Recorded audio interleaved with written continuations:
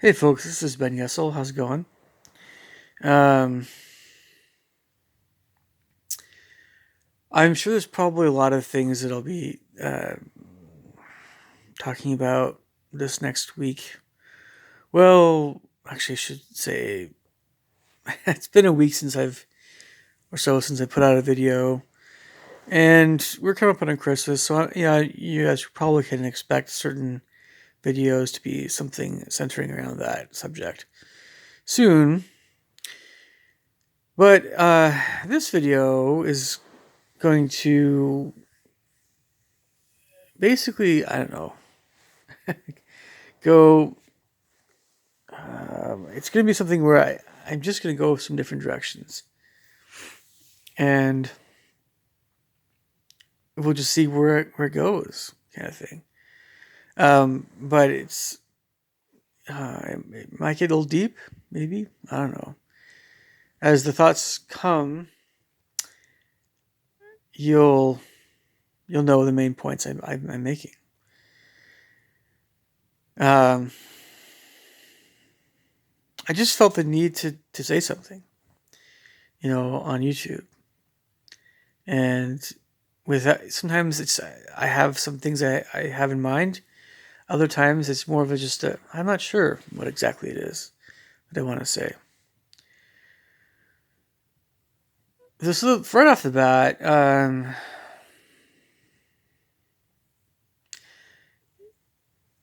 not saying that there's a whole heck of a lot of people that I knew when I was younger that I am talking to more, or um, it's just a few that I have tried to talk to that I knew when I was younger in the last little while, depending on when it was we're talking about in my life. I knew these folks, but I can't help but think that um, no matter how supposedly successful some of these folks are, it uh,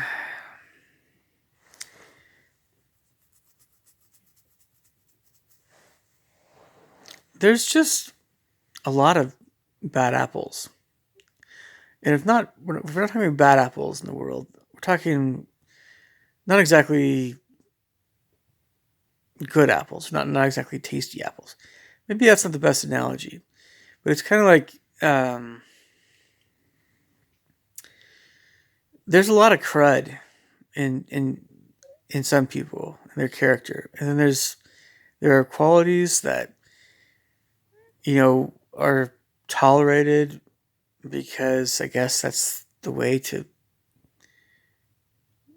be is to tolerate everybody's whatever, and you just sometimes it beats you down a little bit, and there's a whole psychological train of thought that everyone has here, or spiritual, and regarding putting up with people, whether or not you're a little boy or a teenager or a young man of varying ages, or a middle-aged man, or an older man, or woman. It doesn't matter.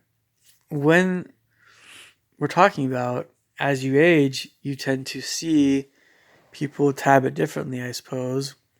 And also the nature of relationships with some people are a little different if you're working with someone, or if you're in a supervisory or teaching position regarding some other person that's a student or whatever. And so that can affect the nature of the relationship. Uh, but you do tend to see people a little bit differently if you haven't seen them for a long time, or if you've interacted with them for a long time, or if you're older. Of course, it has an impact on how you see that person.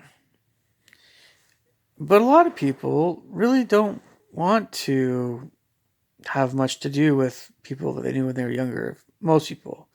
It depends on how they felt about that person, really. It depends on how forgiving that person is. It depends on a lot of things. But as I said before, I'll say it again, there's a lot of bad apples out there, and a lot of folks that just be kind of like, mediocre. Right? I guess if we want to use the apple analogy, with regard to people that are out there, you guys, remember when Red Delicious apples? Some of you guys might remember this better. When Red Delicious apples were the apples that were sought after because of how good they looked, or farmers started orchard people in charge of orchards, apple orchards, started trying to make a whole bunch of these Red Delicious apples that were really deep red, had really deep red skin, because they looked really good. And then people were like, oh, these apples aren't really as tasty as maybe what we would prefer. So then there was a lot different kind of thing going on with apples. Now we have a lot of really sweet apples, or very nutritious apples, or whatever, and they're spotty or greenish red, or they're whatever. They're not this really vivid lipstick red color. And I'm going to use an analogy regarding people. Whether or not, again, we're talking about younger people or older or somewhere between, whether or not, you're always going to have some people that try to make themselves look tastier than they really are. Well, and I guess you're always going to have some people that make themselves look better than they really are. And some people are going to go to ridiculous lengths to do that. And some people won't hide the fact that they're nasty. They're a bad apple. And other people are just going to be good apples that are more easily overlooked sometimes. It's not a bad analogy. But, at this point in my life, unless somebody has been a very good person or positive person, I really don't have much interest in chatting with someone who's been less so. But if I haven't talked to someone for a while, I tend to give them the benefit of the doubt. And I still remember those folks that I thought were okay. I'll still chat with okay people. It's just a question of how much I'll seek them out to talk to them. I'm aware of the fact that with regarding the subject, which is basically thinking about people in the past, that we're not always thinking about who would we prefer talking to, or who did we like the most, or who did we feel was the most righteous, or who did we feel like we belong with the best. We're not always thinking along those lines. Sometimes we're also thinking about people in a romantic or sexual avenue. I won't get into that too much, but that's just the nature of being human. But I know that this train of thought does happen. Just that for all of us, I'm like saying this for all of us watching, we're all human, whatever. It's really important, I think, for everyone, not just me, not just you guys watching, everybody out there. It's really important that we see each other on some level as brothers and sisters in a way, even if some of us are older or younger. We're all very imperfect. We all have a lot to learn and grow and experience and all this stuff. A great deal of stuff to experience. You still don't know yet what we are going to experience in the future. We should all, in a way,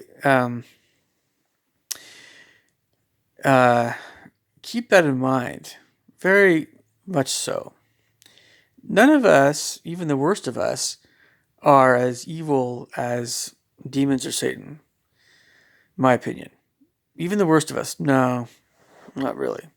But some people can be very, I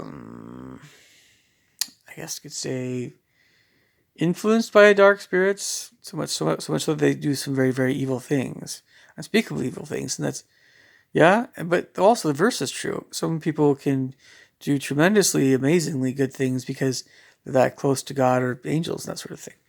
They're both cases are very much, you know, true. Um, anyway, but we should see each other as being more alike than different. Um, and if it's hard to do that with some people, well, it's just a question of when we can chat with that person in the future. But when the thing is that as we get older, it can be easier to view people, most people, that way, especially if you don't know them, if we have no prior relationship with a person. We can say, you know, oh, just a, you know, another fellow human being, and you know, I'm not going to mistrust you because I've been treated poorly. But if maybe if I do treat you poorly, I hope you'll forgive me because, most people have treated me poorly, kind of thing. For those people that feel that way, about how they've been treated. I was going to mention that when we're younger, we're a lot more sensitive to a lot of things. And some things tend to hurt us more about the ways that other people are, including our own peers. And so that's one of the reasons why it's harder to look someone in the eyes that really hurt us deeply, because they hurt us deeply, even if they were just being a little punk at the time. We had no context. We had nothing to compare people that were unkind to us when we were 6 or 7 to. When we're 60 or 70, yeah, that's not going to be a big deal at all.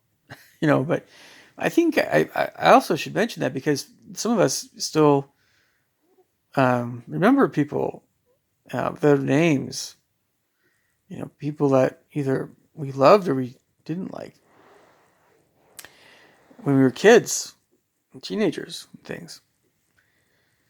I honestly think some people don't know what to say, really, to us. If we ever had any interactions with people, and we knew that we were in the right, or we knew that we didn't ever do anything unkind to someone, intentionally or whatever, but someone did something unkind to us, or someone hurt us some way.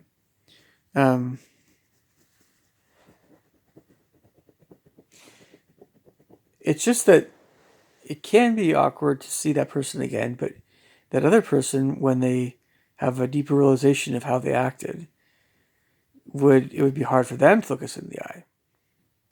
And if it isn't hard, then it could be a few different reasons why, at least. One, they feel more confident as a person and would know if we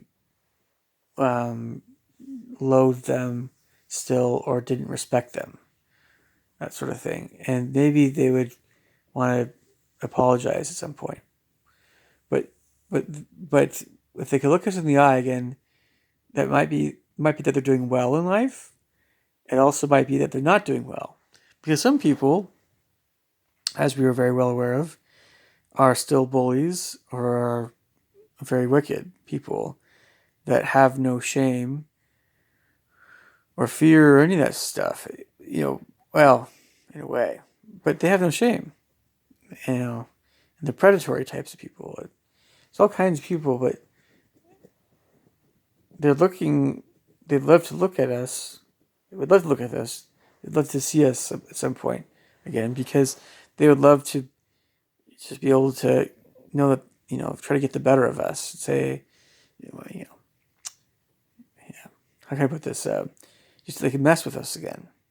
There are people like that, even as adults, sure. And as you get older, you learn how to interact with those people better, depending on the situation.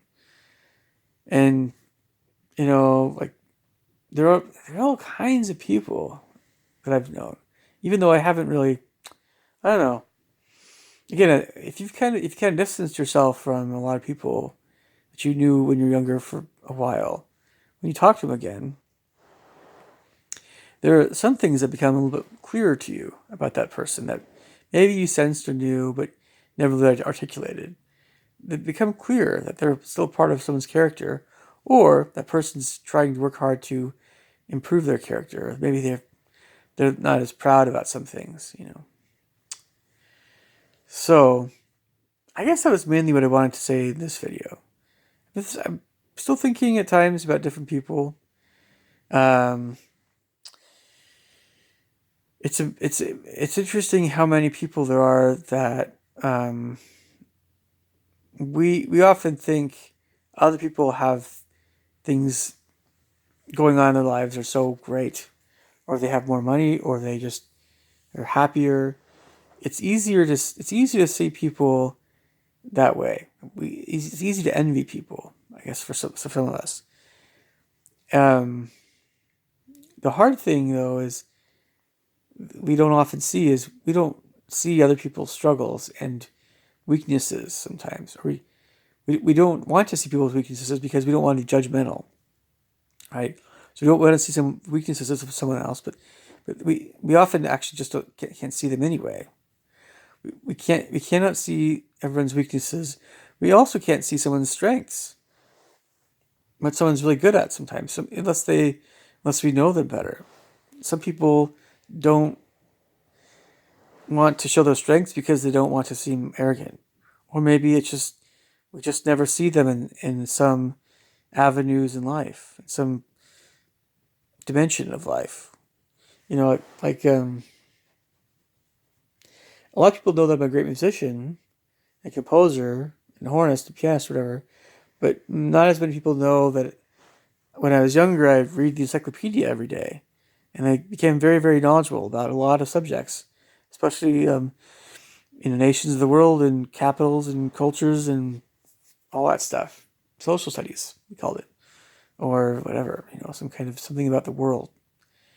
But you'd only know that if I told you, or if you knew when I was younger, you saw me when I was reading all these things when I was young, you know, after school, and that's what we had to read, and that's what I read. I made it a habit of it. Every single day when I came home from school, I was reading the encyclopedia. Why? Because I don't know why. You know, we had an Atari, but we didn't have a lot of games in it. I had to be in the mood, and we had piano. We had later on I had French horn, but and we had the forest in the back of our house when I was younger. We could go out and explore, but you know I didn't always want to do that stuff, and you know homework was not always a big issue, so I had time to read. And I believe me, I read a lot of stuff, about all kinds of stuff, and you know I mean like, but yeah, you wouldn't. I couldn't expect anyone to know that about me, unless either I told them that I read that did that, or they saw me reading encyclopedias when I was a boy, or something like just a observation that I was kind of more intelligent regarding different aspects of the world. And it's a question of how well I've retained that information. I definitely have retained that information. When you take college classes, of course, you learn maybe more specialized things about a lot of different subjects. But you don't always retain that information unless it means more to you. It depends on how much these things mean to you. So you can always, you know, always review things that you've remember learning about in colleges. You can always go online and look at stuff and go to the library or whatever. But a lot of people don't use the library anymore. I don't know. I guess what I'm trying to say also is with this is most people definitely don't understand me very well, and I'm actually, you know, the more I reflect on how people are, I can be upset with humanity. I can be anti-social. I can be anti whatever. But you know, it's also like, oh, it's no big thing. You know, people will in time understand me better, It will feel good, but in the meantime, I'm happy that some people understand me better. Not too many, maybe, but there's some of that going on. I'm going to be patient with other people, just like they're going to be patient with me. I have my flaws, my weaknesses. It's easy to be upset with someone, remember somebody in the past. But because we ourselves are imperfect, and we don't, we just don't understand everything. We don't see everything like God sees us and them. And so it's in a way, I feel better when I can say, well, okay, you know, so I am ticked off with this person in some areas still. All right. Kind of like the Buddhist thing of, oh, you say, hi, anger, how you doing? Instead of just being angry, right? It's such a healthy way. I got to hand it to Buddhism. They have some good points about things like psychology and emotion that are just really healthy. I just think it's and on some level, I think hopefully this helps you guys out, because despite how much I can stew about this stuff, or how much stuff pops in my mind, all this stuff about the past and things. Um, I When I get to a point where I say this or that person or this or that situation or this whatever, it's okay. It'll be fine.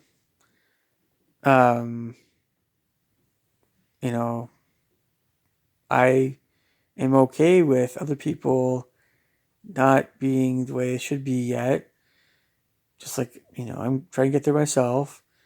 And I guess, it's not like I mean, what's the worst that could happen in someone's life? I mean, you could go through all these worst case scenario situations. What's the very worst that could happen? There's always something worse that could happen, right? And honestly, like, I don't know, like, I just think a lot of people are very anxious and scared. Even if we get older socially, I mean, like, how many of us, how many of us really truly know what's happening with someone else? And if we think we do, we just come to a point in the future where we're like, oh, we really don't, or we really didn't.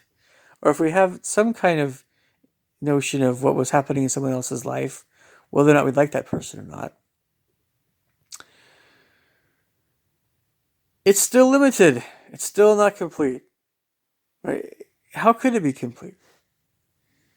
Do we know what someone dreams about? Do we know what, um,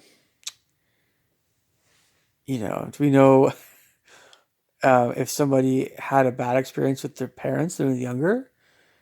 Do we, you know, how many of these private and hard to see things are really things that we're aware of? How can we be aware of those things? Some people are very, very guarded. How the devil can we understand that person? They make it very difficult to understand themselves. So it's like, we've done sometimes all we can sometimes to understand those people that are very private themselves, or just won't open up to us for whatever reason. So it can be frustrating if you wanted to get to know them better, they wouldn't let that happen. But that being the case, still, if we were upset with them, that could only really ever go so far, because um, at least that person didn't try to make you miserable. Maybe maybe you would have liked to have talked to them more, but it wasn't like they were trying to give you a really bad time on purpose. I don't know, but you never really know. I mean, some people have, again, some very odd ideas about myself. Um, but I think a lot of people, aside from that train of thought about having odd ideas about myself, it's it's not really that many, but some people do. Other people are just they're looking for relations, some kind of relation with other sorts of people. So something about me just was like, whatever. And some people are looking for someone like myself. And we don't always know why this is. Again, all we can do is just say, I forgive you. It's okay that you didn't understand me that well. That's okay. It's all part of being human, right? Again, even that being all the case, I still think it's very difficult, if not impossible in a way, very tough emotionally, to see people that really treated us poorly when we were younger.